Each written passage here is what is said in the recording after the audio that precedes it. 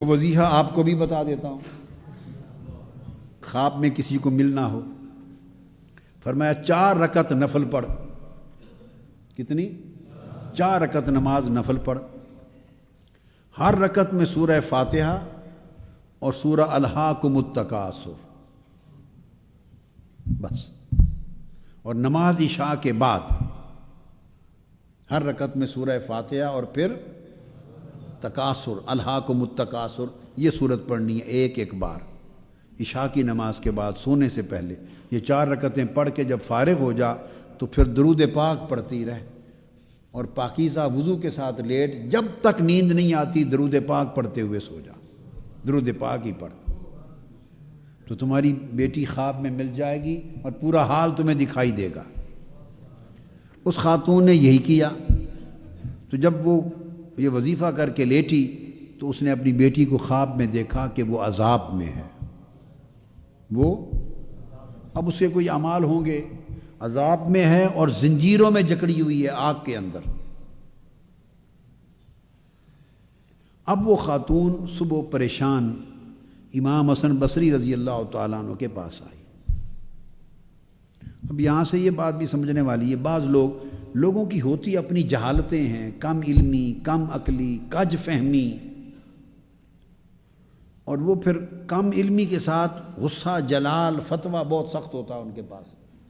ہر چیز کا انکار کرتے چلے جاتے ہیں۔ تو خوابوں کا انکار کرنا، یہ چیزیں ان کو کہنا یہ خواب و خیال ہیں، وہم ہیں، تو خوابوں کا مذاق بنانا،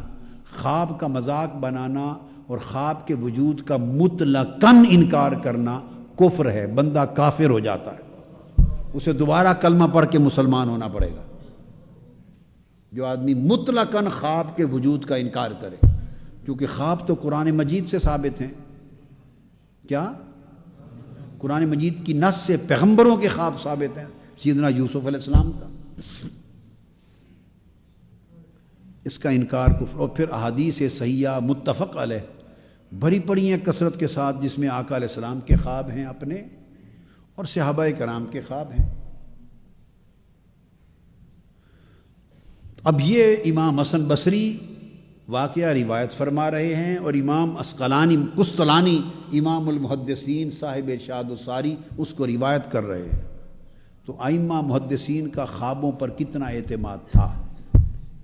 ہاں، بشرطے کہ خواب رویا صالحہ ہوں اور حقیقی خواب ہوں،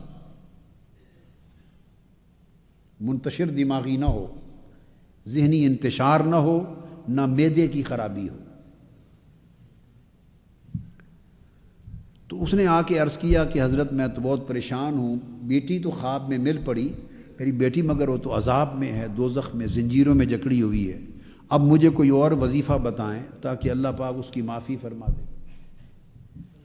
تو امام حسن بصری نے فرمایا جا جتنا صدقہ کر سکتی ہے اس کی طرف سے صدقہ کر تاکہ اللہ تعالیٰ اسے معاف کر دے۔ اب مرحومین کی طرف سے صدقہ خیرات کرنا یہ بھی ائمہ تابعین کے وقت سے عمل ہے